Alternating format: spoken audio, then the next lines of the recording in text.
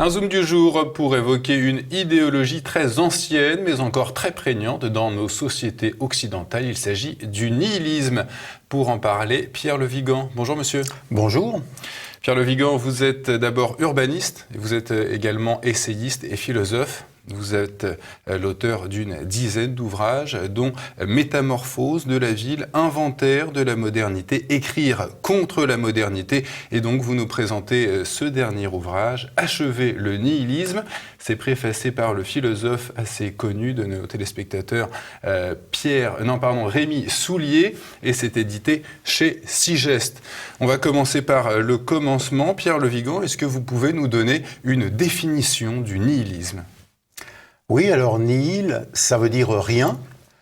Donc le nihilisme, c'est une doctrine qui dit que il n'y a rien sur la Terre, finalement, que les choses qui nous apparaissent, au fond, n'existent pas vraiment, ou peuvent facilement être niées, sont une perception très subjective et discutable. Ou bien, dans sa version la plus radicale, le nihilisme dit qu'il faut tout ramener au rien, puisque les choses qui existeraient peut-être ne valent rien et doivent donc être détruites. Voilà, tout cela ne mène à rien alors. Tout cela ne mène à rien, incontestablement, ce qui ne doit empêcher personne de lire mon ouvrage. Donc pour résumer, Pierre Le Vigan, pour un nihiliste, les choses ne signifient rien et ne vont vers rien. Mais comment vivre quand rien n'est sûr ? Oui, alors effectivement, pour un nihiliste, les choses ne trouvent pas leur raison d'être dans un ordre qui serait derrière. Par exemple, le principe de raison suffisante de Leibniz. Ces choses ne trouvent pas non plus leur raison d'être dans, je dirais, l'instauration individuelle et arbitraire de la liberté, comme avait essayé de le théoriser Sartre. Les choses n'ont pas de légitimité, elles n'ont pas de valeur, et les nihilistes contestent surtout tout ce qui existe au plan institutionnel, si vous voulez. C'est vraiment... le droit objectif des sociétés, qui est quand même en général le reflet d'une histoire, d'une civilisation, de mœurs, qui n'existe pas par hasard. Donc pas d'État, pas de religion, pas de structure, pas de famille. Alors surtout pas de religion du point de vue des nihilistes, et du point de vue de beaucoup de nihilistes, notamment les nihilistes russes du 19e siècle, pas non plus d'art. C'est totalement illégitime, de même que la religion, l'art est illégitime. Pas de famille, effectivement, donc le nihilisme nous amène très vite à une pensée de la table rase, en fait. Il faut tout mettre à plat, tout reprendre à zéro, voire même ne rien reprendre, puisque pourquoi construire, puisque ce qui existe n'a pas de valeur. On peut donc se demander si ce qui serait construit, ce qui existerait demain, aurait plus de valeur que ce qui existe aujourd'hui. A priori, du point de vue du nihiliste cohérent, il n'y a même pas à reconstruire. Il faut se borner au rien. Mais cette idéologie du nihilisme, n'est-ce pas au fond l'idéologie de ceux qui s'ennuient dans la vie ou de ceux qui prennent le monde trop au sérieux ? Alors effectivement, ceux qui s'ennuient, c'est, si vous voulez, la pente du nihilisme passif. C'est-à-dire les gens qui ne réussissent pas à être en prise avec la vie, à lui trouver de l'intérêt, à lui trouver des enjeux, à s'intéresser à ces enjeux, à avoir envie de prendre parti dans ces enjeux, et donc qui sont blasés de tout, revenus de tout en quelque sorte, un petit peu comme l'était la génération post-Napoléon dans les années 1830, si vous voulez, qui, compte tenu de l'ampleur de l'épopée de la Révolution française et de l'épopée napoléonienne, quoi qu'on en pense sur le fond, mais disons l'envergure historique incontestable de ces événements, considérait qu'il vivait une époque plate avec Louis XVIII, Charles X et puis la monarchie bourgeoise de Louis-Philippe. Et donc là, avec ce nihilisme passif, c'est au fond la doctrine de Nietzsche que vous êtes en train de décrire, qui décompose le nihilisme en trois sous-parties. Le nihilisme donc passif, il y a aussi le nihilisme actif et le nihilisme héroïque. Est-ce que vous pouvez également définir ces deux autres conceptions du nihilisme ? Tout à fait. Alors donc le nihilisme passif, c'est celui qui vient de l'ennui, du sentiment d'à quoi bon, tout ce qui méritait d'être vécu. Le je m'en foutisme. A déjà été vécu, ne reviendra pas, donc à quoi bon s'intéresser à ce qui existe actuellement? C'est effectivement, comme vous le dites très justement Pierre, c'est le je m'en foutisme. Le nihilisme actif a un sens particulier chez Nietzsche, un sens positif. Nietzsche explique que le nihilisme, c'est dévaloriser les hautes valeurs. Mais il y a pour lui un bon nihilisme qui est un nihilisme comme moyen. Et ce moyen, c'est de détruire les valeurs existantes aujourd'hui.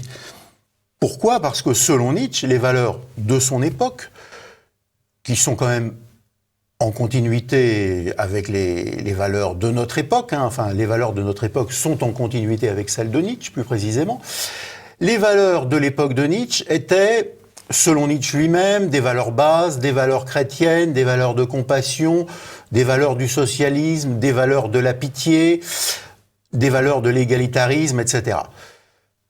Selon Nietzsche, un bon nihilisme serait celui qui détruirait ces mauvaises valeurs pour laisser la place à la reconstruction des valeurs les plus hautes.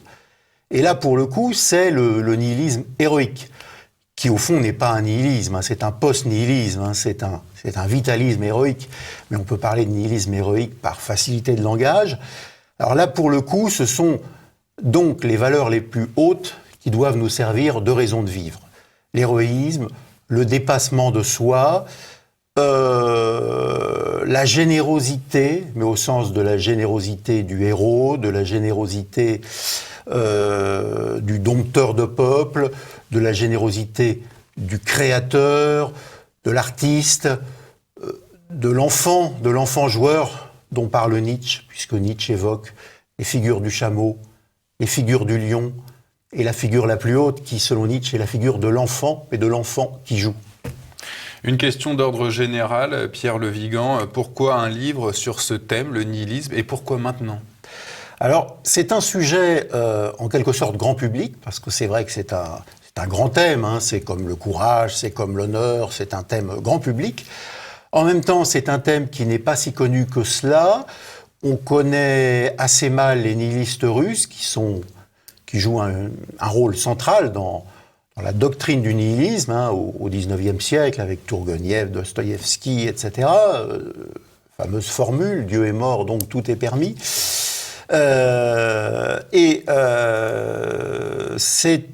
J'ai constaté qu'en fait, il n'y avait pas beaucoup d'ouvrages qui synthétisaient en quelque sorte toutes les problématiques. En l'occurrence, j'ai axé mon ouvrage sur les deux penseurs principaux du nihilisme, auxquels on peut rattacher toute une série d'autres penseurs, c'est-à-dire d'un côté Nietzsche et d'un côté Heidegger qui critique Nietzsche. Disons 50 ans, 40 ans après les travaux de Nietzsche, qui en élabore une critique. Vous avez déjà écrit 2 essais sur la modernité, Pierre Le Vigan. Quelle relation, selon vous, entretiennent ces deux conceptions, le nihilisme et la modernité ? Alors, le nihilisme, déjà, est une notion assez moderne. Il apparaît vers 1760 avec Jean-Baptiste Crevier. Bon, là, c'est un peu anecdotique dans une histoire de l'Université de Paris. Là, il donne un sens théologique au nihilisme. Il est repris ensuite par Obereit, qui est un médecin alchimiste un petit peu fou, un peu particulier. Et le thème est ensuite développé avec une profondeur philosophique beaucoup plus grande par Jacobi, qui lui est un philosophe tout à fait estimable, important, à l'époque de Fichte, de Schelling, à la fin de Kant, au début d'Hegel. Et pour le coup, c'est une notion profondément moderne qui se comprend à l'époque où la croyance en Dieu commence à être battue en brèche. Il n'y a pas de retour, selon vous, justement, de cette croyance en Dieu avec ces gens qu'on voyait lors de l'incendie de Notre-Dame de Paris prier Alors, c'est peut-être pas la même chose. Alors, il y a quelque chose qui, à mon avis, ne peut pas disparaître dans une société, c'est le sens du sacré. Le sens du sacré irrigue, d'une façon ou d'une autre, toute société.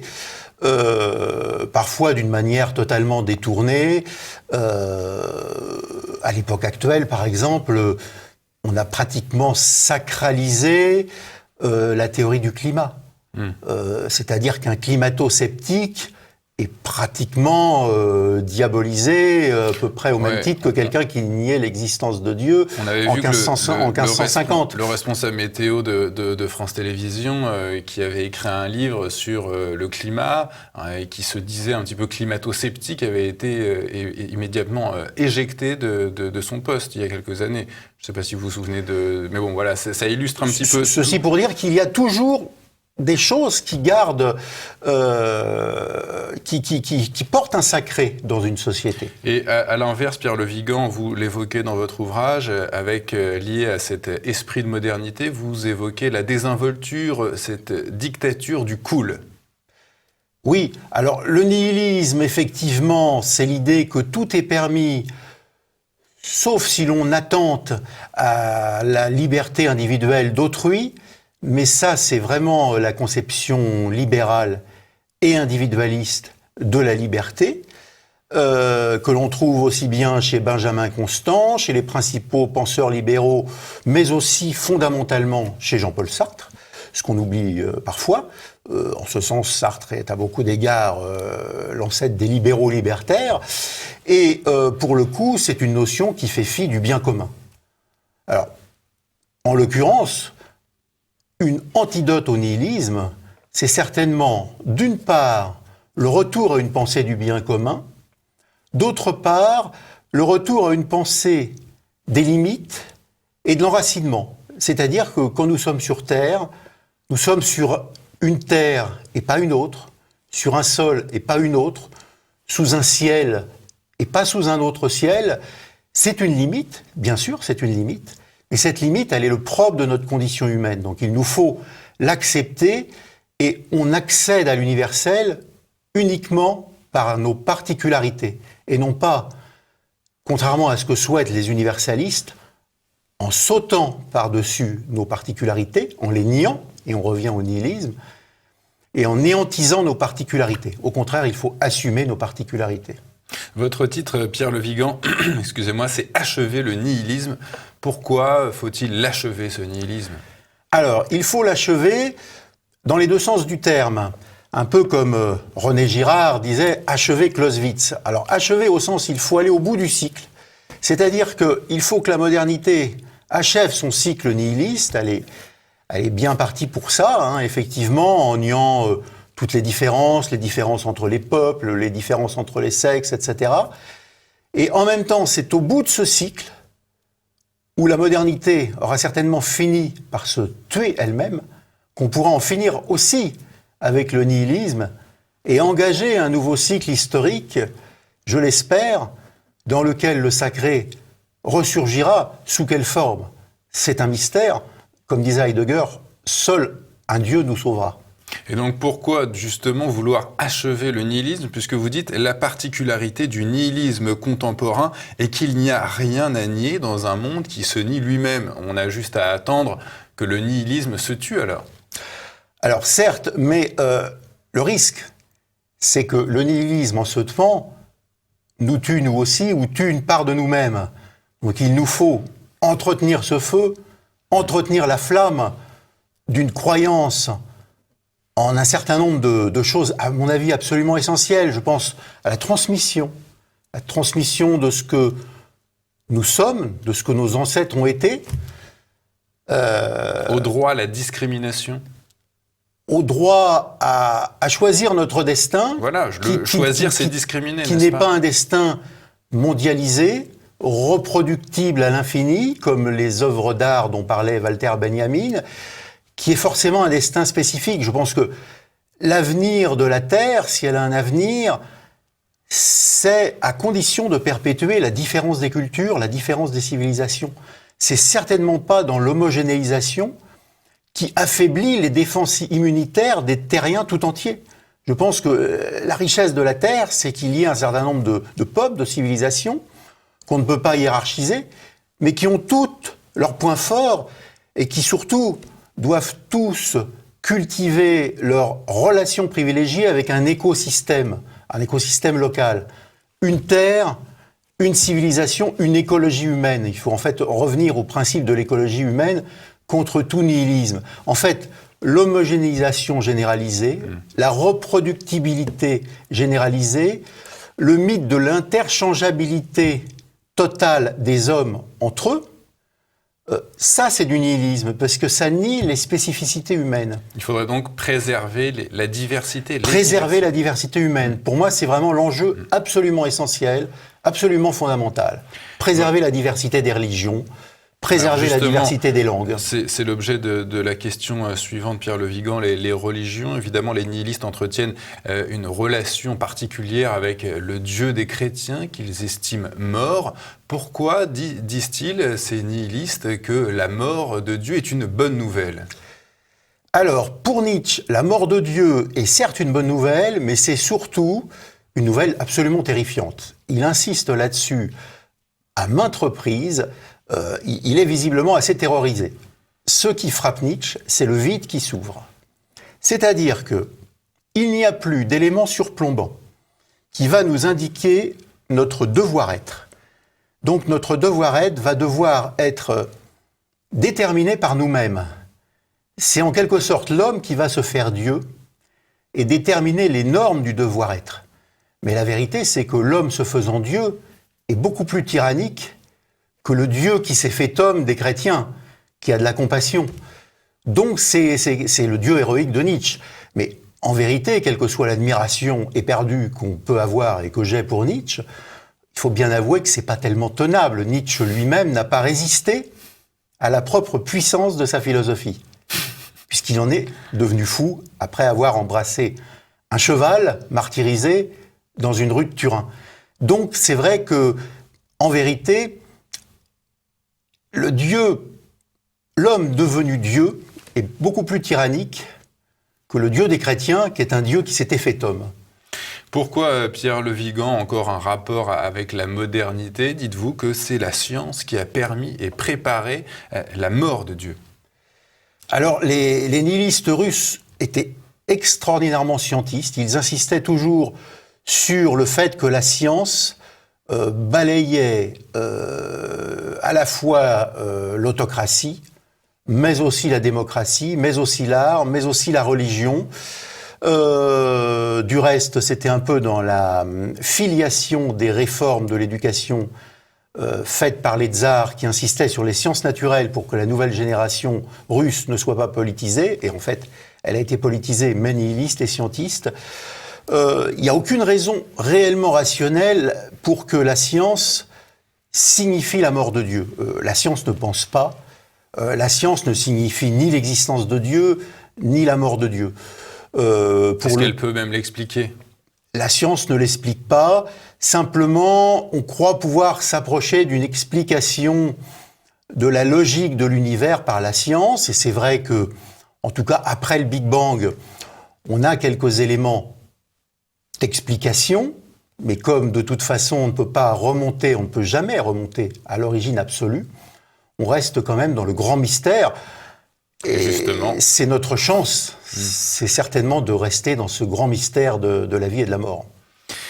Évidemment, vous en venez à la politique dans votre ouvrage, Pierre Le Vigan, et le nihilisme. Vous faites un lien avec ce qu'est la démocratie et la République. Est-ce que vous pouvez expliquer les liens qu'entretient le nihilisme avec ces deux conceptions ? Alors, je pars effectivement notamment des théories de quelqu'un qui est décédé assez récemment, Gianni Vattimo, qui défendait une thèse paradoxale, mais qu'il défendait avec conviction, qui était que la démocratie était fondamentalement nihiliste, il le dit texto, mais que c'était une bonne chose, selon lui, parce que cela nous préservait des dictatures. Alors pourquoi ? Parce qu'effectivement, quand il y a une foi absolue, alors, donc, que ce soit dans le communisme stalinien, dans le national-socialisme hitlérien, etc., il y a effectivement possibilité d'une mise au pas, bien entendu, et d'une dictature spirituelle mise sur pied par des experts de la dictature, les membres du parti, etc. Alors, ce que ne voit absolument pas Gianni Vattimo, c'est qu'en fait, en vidant la société de toute aspiration à un idéal, de tout horizon collectif, en disant très clairement, avec la démocratie, qu'il envisage dans un sens essentiellement procédural, comme Jürgen Habermas, avec la démocratie, finalement, on vide la société de tout idéal, de tout sacré, et finalement, on n'a plus le risque d'une dictature surplombante au nom du socialisme radieux, au nom du bonheur des Allemands pendant 1000 ans, etc. Et pourtant, c'est souvent des démocraties qui ont mené à des dictatures.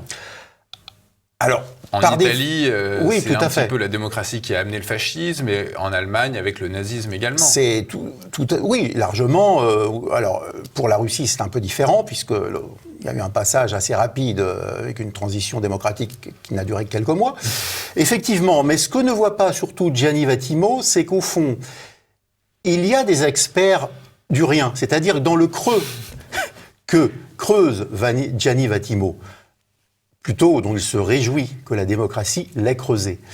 Ce creux des valeurs, où en fait il n'y a plus d'idéal et même au fond plus de valeurs. Eh bien, il y a des experts qui vont remplir ce creux, qui vont dire, puisqu'il n'y a plus de valeurs, il n'y a plus qu'une chose qui compte, c'est le prix des choses.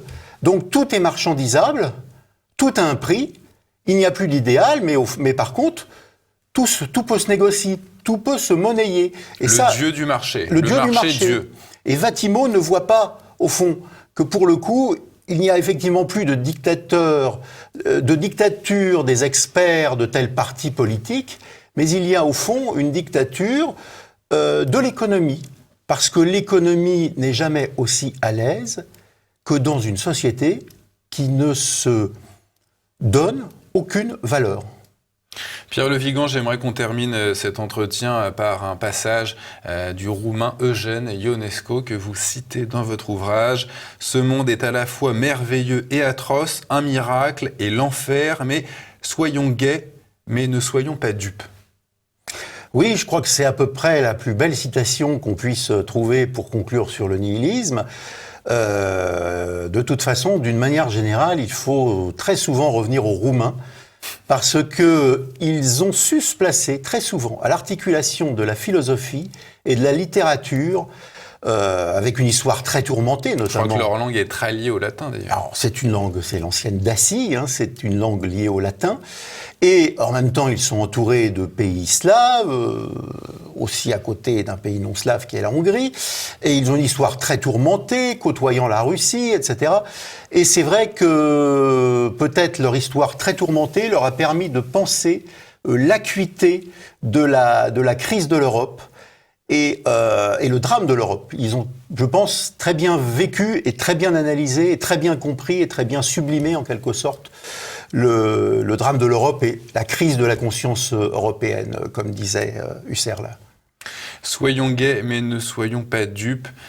Voilà, Pierre Le Vigan, je rappelle à nos téléspectateurs le titre de votre ouvrage « Achever le nihilisme ». C'est chez Sigest, une belle synthèse sur cette idéologie qui est le nihilisme, très ancienne idéologie, on n'en a pas parlé, mais évidemment ça vient de l'Antiquité, ce mot nihilisme.